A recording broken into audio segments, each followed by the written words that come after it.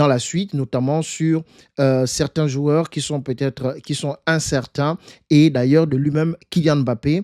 Est-ce que son déplacement à Jeddah implique une présence lors du match contre le FC Barcelone ce dimanche à Jeddah, en Arabie Saoudite. Nous avons la une de AS qui titre Golpe de effecto, ce qui signifie effet de surprise. Effet de surprise, alors Kylian Mbappé pourrait être la surprise de cette finale, et pour les supporters madrilènes, en espérant que ce soit une belle surprise. Donc voilà, sur cette une, on nous dit qu'il s'est bien entraîné à Madrid avant de quitter Madrid, et donc là, il a retrouvé le groupe à Jeddah, comme on l'a déjà dit, et le staff technique et le reste. Voilà, donc pour ça, et le club verront bien par rapport à sa participation au match de demain, mais nous y reviendrons dans la suite de ce déroulé d'informations. Revenons sur la rencontre qui a opposé l'Atlético Madrid au Real Madrid ce jeudi 8 janvier, au cours duquel le Real s'est imposé 2-1 contre l'Atlético Madrid.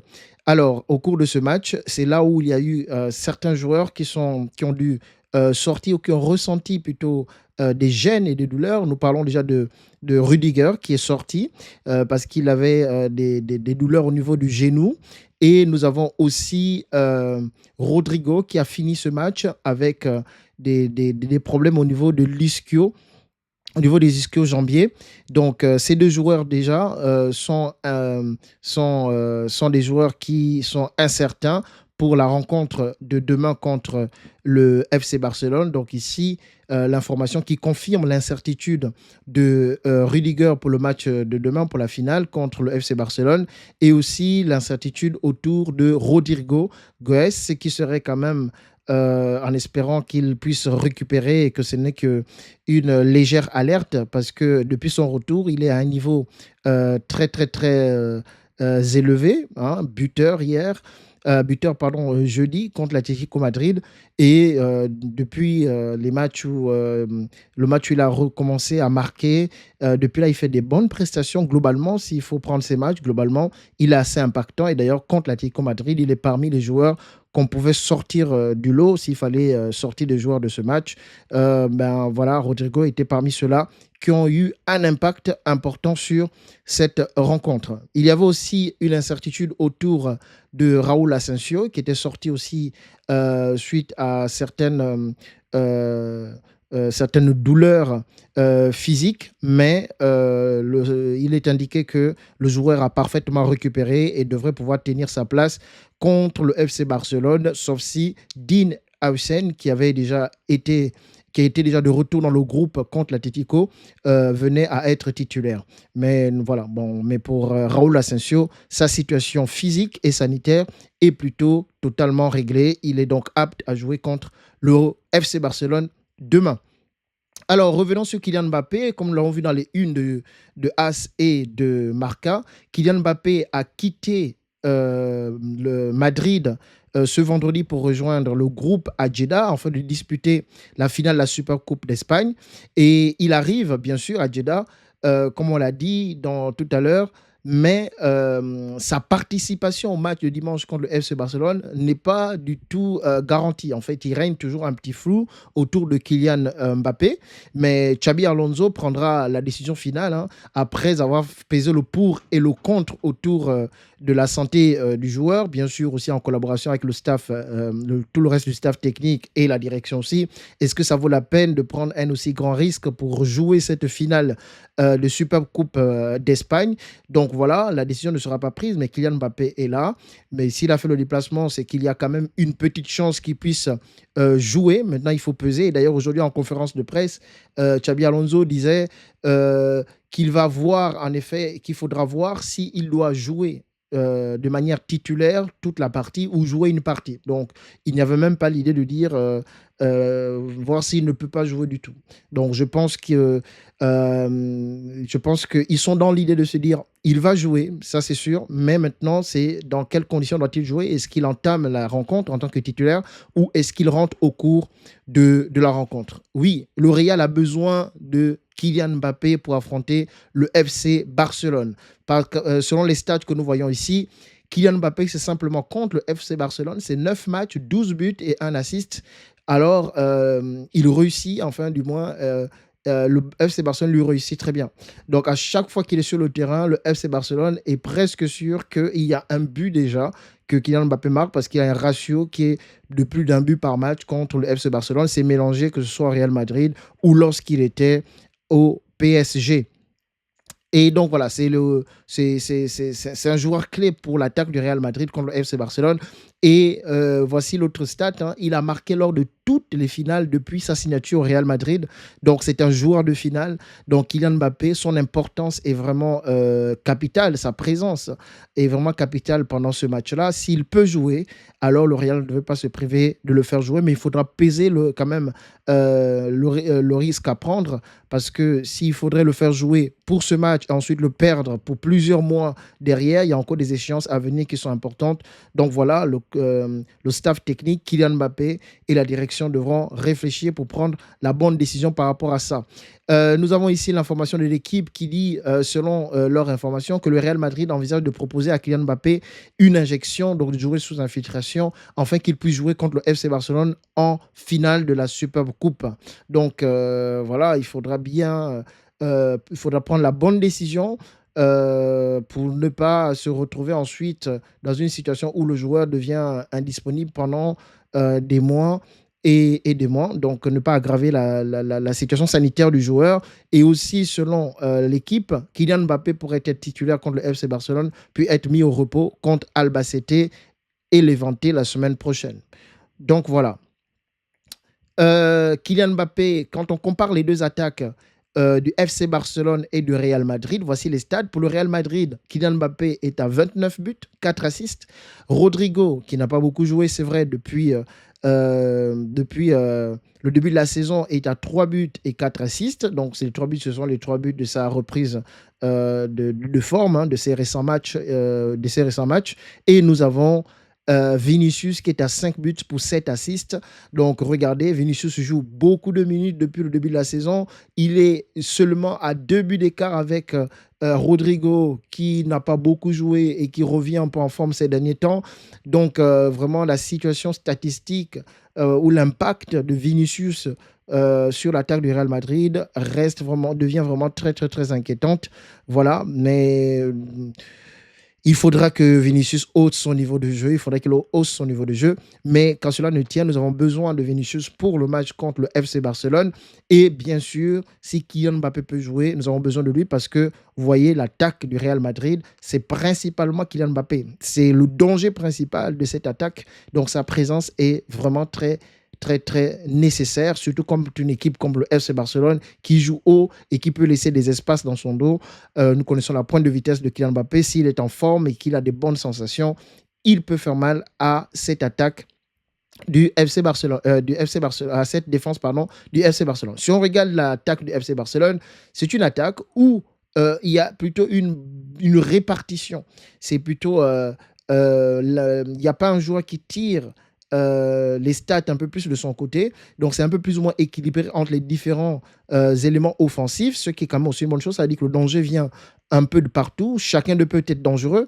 Donc, ce qui rend encore la défense difficile pour le Real Madrid contre cette équipe du FC Barcelone, contrairement à nous où par rapport aux statistiques que nous avons vues, le principal danger, c'est plutôt Kylian Mbappé. Mais lorsque Vinicius est dans un grand jour, ou lorsque Rodrigo est dans un grand jour, les deux sur les côtés peuvent faire des différences et qui peuvent apporter un danger dans la défense de l'équipe adverse.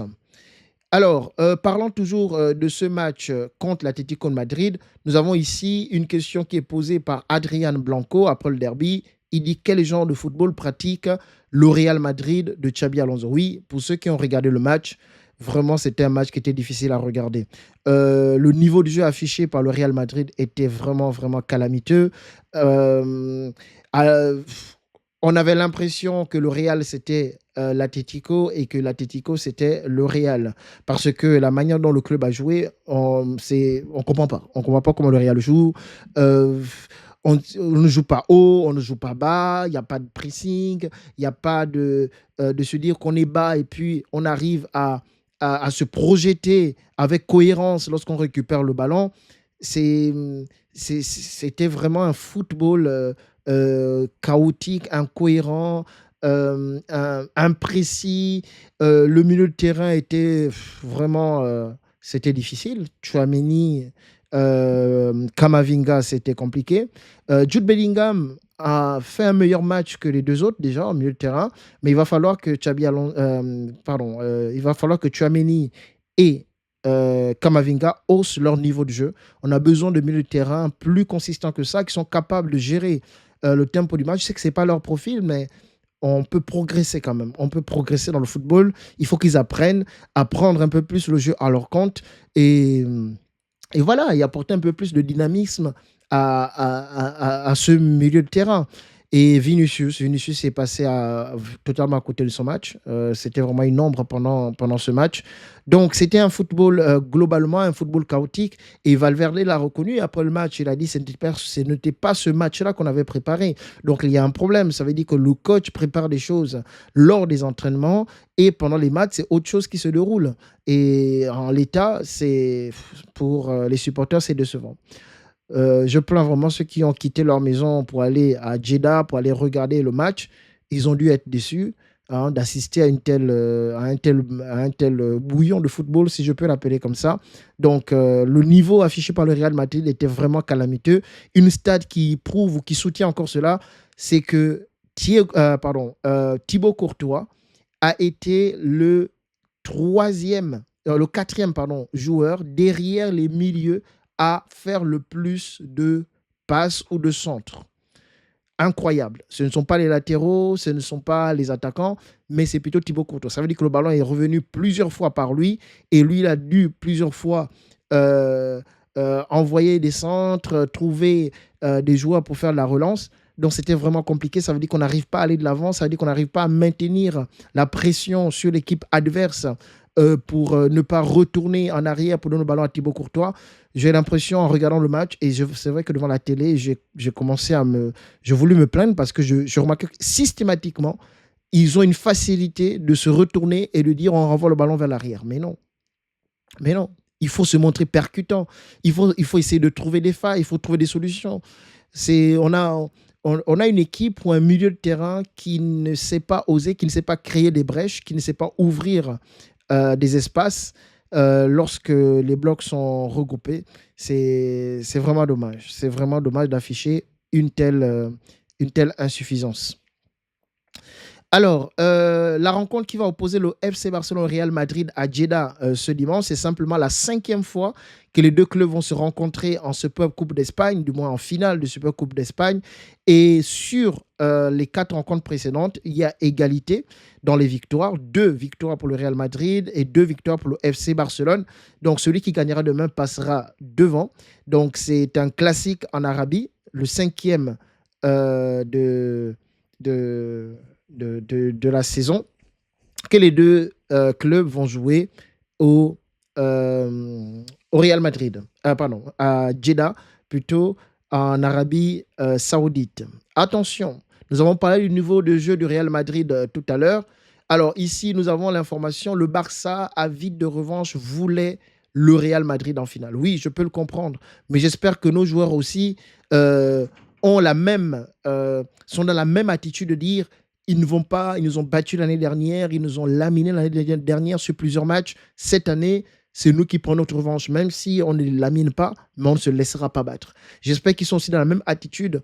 Je comprends très bien que le Barça ait envie, mais quand on voit le match qu'ils ont fait contre Bilbao, ça fait peur. Ça fait peur, on se dit, et quand on voit le match que le Real a affiché contre l'Atlético Madrid, ça fait peur parce qu'on se dit, est-ce que si on joue comme on a joué contre l'Atlético Madrid, ben on va prendre une valise contre le FC Barcelone ce dimanche. Ça, c'est certain. Ça, c'est certain. Il va falloir changer d'attitude, il va falloir rehausser son niveau de jeu, il va falloir se montrer plus précis dans les transitions. Il y a trop de déchets techniques dans notre jeu. Il va falloir hausser tout simplement son niveau de jeu. Parce que le FC Barcelone que nous affronterons demain, ce n'est pas celui que nous avons affronté il y a quelques semaines lorsque nous avons gagné contre eux. Ce n'est pas le même Real Madrid. Ce n'est pas le même FC Barcelone, pardon.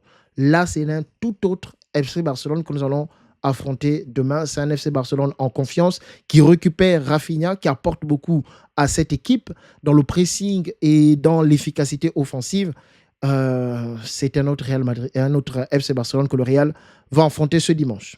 Alors, quelques informations sur le mercato. Nous avons quelques informations qui nous viennent de Bild. Bild qui annonce que le Real suit toujours Nico Schlotterbeck, qui est le défenseur du Borussia Dortmund, qui est évalué à 50 millions d'euros.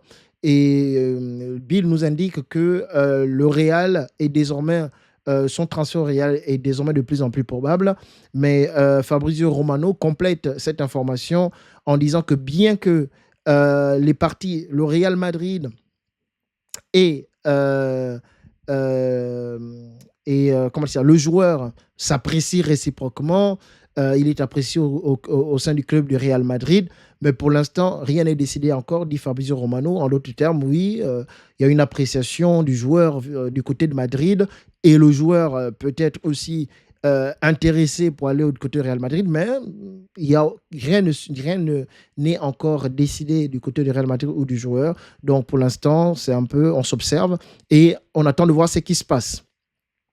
Alors, toujours dans ce cadre des informations sur les transferts, nous revenons encore sur ce joueur, Keith Smith. Oui, un joueur prodigieux, un joueur prometteur qui joue donc à la Z Alkmaar et dont l'intérêt est confirmé auprès du Real Madrid par Fabrizio Romano qui nous dit ici que Jorge Mendes est désormais impliqué dans la planification de l'avenir de son joueur. Et il dit, à mon avis, son transfert coûtera plus de 60 millions d'euros en espérant que le Real veuille mettre une telle somme. Quand je vois le niveau du jeu de ce joueur et je me dis qu'on a mis 63 millions d'euros sur Mastantuono et quand je vois ce qu'il affiche avec nous en ce début de saison, je me dis on aurait peut-être mieux fait de les mettre sur un joueur comme ça. Parce qu'au milieu de terrain, on a besoin de joueurs créatifs comme lui. On aurait pu mettre ces 60 millions. Donc, il nous coûtera plus de 60 millions et on ne l'a pas fait l'été dernier. Peut-être que là, il va encore faire une saison énorme et son prix va encore exploser. Il dit préparez-vous. Je m'attends à ce que le Real et les clubs de Première Ligue se manifestent. Donc voilà, l'intérêt pour le Real Madrid vis-à-vis de ce joueur est confirmé par les différents médias qui sont bien informés. Alors, autre information, le Real Madrid s'intéresse au milieu de terrain de 16 ans, Kenneth Ischern, qui joue à l'Hertha Berlin en deuxième division allemande. Sa clause libératoire est estimée entre 10 et 12 millions d'euros, dit Sky Sport d'Allemagne. Alors, franchement, je l'ai vu jouer, c'est un bon milieu défensif. Il est prometteur. Ça nous change d'Aurélien Tchouaméni. Voilà, Tchouaméni, j'aime bien. C'est un joueur qui apporte de l'impact physique pour la défense, pour défendre le ballon. Il n'y a rien à dire. Mais pour ce qui est de la créativité, pour ce qui est le changement de direction du jeu, changement d'aile, faire des longues transversales, des longues ouvertures, c'est pas le fort de Tchouaméni. Techniquement, il est un peu limité. Mais le jeune Kenneth Ischern, peut-être, il a des qualités. Il a des qualités dans ce sens. Ce n'est pas le crack qu'on peut dire, mais en tout cas, il y a du potentiel. Il y a vraiment du potentiel. Pourquoi ne pas miser sur des joueurs comme ça? Pourquoi ne pas donner de la chance à des joueurs comme cela, hein? Parce qu'au Real, on en a besoin pour les saisons à venir, parce que ceux qu'on a au milieu de terrain aujourd'hui, très honnêtement, sont des joueurs qui sont, pour l'instant, qui sont plutôt destinés à accompagner d'autres que être eux-mêmes des titulaires indiscutables à ces postes-là, parce qu'il y a beaucoup de lacunes et beaucoup d'insuffisances. En espérant que le club puisse regarder ce dossier avec beaucoup d'attention et puisse faire un geste dans ce sens, bien qu'on a déjà des rumeurs qui nous disent que Nico Paz pourrait revenir l'été prochain, Kema Andrés qui évolue à Stuttgart pourrait revenir la saison prochaine. Bon, voilà, mais ce sont des bons profils. Quand nous voyons ce que nous avons, franchement, quand on entend des noms comme ça et qu'on regarde un peu ce qu'ils sont capables de faire, nous sommes enthousiasmés, nous sommes hypés par ce qui est annoncé. Fabrizio Romano nous parle aussi de Vinicius Junior, Vinicius Junior, Romano tranche, le Real temporise. Les informations liant Vinicius Junior à Chelsea, ce sont des informations qui ont circulé au cours de cette semaine, sont totalement infondées, aucune discussion, aucune offre, aucune négociation, a clarifié Fabrizio Romano avant de préciser Vinicius Junior reste pleinement concentré sur le Real Madrid. La situation contractuelle sera évaluée plus tard. Alors, nous parlons pour terminer, nous parlons de notre joueur, Hendrik, qui est aujourd'hui à Lyon et qui semble trouver sa place. Nous sommes oui, contents qu'il puisse avoir du temps de jeu parce qu'il a de la qualité. Ce joueur a de la qualité. Il a quelque chose que d'autres joueurs au Real n'ont pas.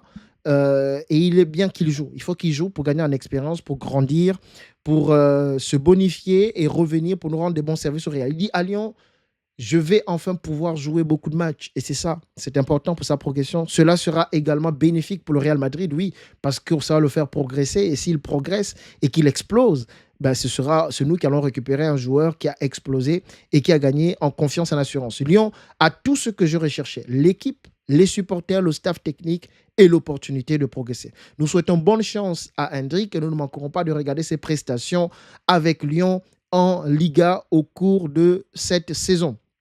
Alors, pendant le match de dimanche, il y a Gonzalo Garcia qui est passé. Lorsqu'on regarde un peu comme ça le match, on se dit, ah, il est passé à côté de son match. Et d'ailleurs, vers la fin du match, il y a une action où il y a une contre-attaque et il la négocie très mal. Mais tout n'est pas à jeter avec Gonzalo Garcia pendant ce match. Voici ce à quoi peut servir un joueur de ce profil-là, qui est un joueur qui se comporte comme un véritable neuf, qui n'hésite pas à attaquer les espaces libres. Et sur cette action qui a mené le deuxième but du Real Madrid, on le voit très bien, il est là, ici, Gonzalo Garcia, lorsque Valverde reçoit le ballon, qui lui est envoyé par Bellingham, il va tout de suite lancer un appel vers ici pour attaquer l'espace. Et en faisant ce mouvement, il va entraîner avec lui un défenseur de l'Atlético Madrid, donc écarter, ouvrir l'axe défensif entre les deux centraux de l'Atlético Madrid. Et là, on voit Rodrigo qui a vu l'espace et qui s'engage dans l'espace créé par Gonzalo. Et Valverde va lui donner le ballon. Et lorsque le défenseur le voit, les deux défenseurs centraux, lorsqu'ils constatent que Rodrigo va recevoir le ballon et qu'ils veulent refermer l'ouverture qui avait été créée par Gonzalo, trop tard. C'est trop tard. Rodrigo passe et nous connaissons comment ça se termine par un but. Donc voilà, je voulais quand même parler de cette action pour un peu encourager notre jeune Canterano, Gonzalo Garcia, qui n'a pas fait un grand match contre l'Atlético Madrid, mais dans un tel déplacement, parfois qu'on ne voit pas tout de suite à la télé comme ça, mais parce que nous, on voit ce que la caméra filme, on ne voit pas tout le stade, on ne voit pas tous les mouvements. Lorsque des actions démarrent quelque part derrière, on ne voit pas les mouvements qui sont devant, on ne voit pas toujours, mais voilà, il y a des mouvements comme ça qui sont importants quand on a des joueurs de ce profil qui permettent d'ouvrir des espaces pour les autres, faire les appels à vide, c'est très important. Et bien sûr, on l'a dit plus haut, Kylian Mbappé sera très important dans le match de demain, mais ce que nous voulons dire, c'est que nous ne pouvons pas, par exemple, dire « Ah oui, Gonzalo Garcia était phénoménal contre le Betis, contre l'Atlético, c'était pas trop ça, et comme l'Atlético est plus fort théoriquement que le Betis, alors c'est un joueur qui n'est pas au niveau du Real Madrid parce qu'il ne répond pas dans les grands matchs comme celui qu'il y avait jeudi contre l'Atlético. » Voilà. Donc, merci pour votre attention. Nous avons fini pour le tour de l'actualité pour aujourd'hui. Donc, nous restons en attente de la décision du staff pour ce qui concerne Kylian Mbappé et aussi des informations sur Rudiger et Rodrigo par rapport aux différentes douleurs qu'ils ont ressenties après le match contre l'Atlético, en espérant que Rudiger soit là quand même parce qu'il apporte une certaine... il a fait un bon match contre l'Atlético ce jeudi. Il apporte une certaine agressivité, une certaine expérience aussi derrière. Donc, ce serait bien qu'il soit présent en espérant qu'il le récupère pour qu'il puisse tenir la baraque derrière avec soit Asensio ou Den Hausen. Voilà. Merci de nous avoir regardés. À la Madrid. N'oubliez pas de vous abonner, de liker pour nous encourager, nous donner plus encore de motivation à vous produire les différentes informations que nous vous présentons chaque fois que nous nous mettons devant le micro pour vous apporter l'actualité autour du club. N'oubliez pas de vous abonner et de liker. Que la paix soit sur vous. À la Madrid, Inadamas.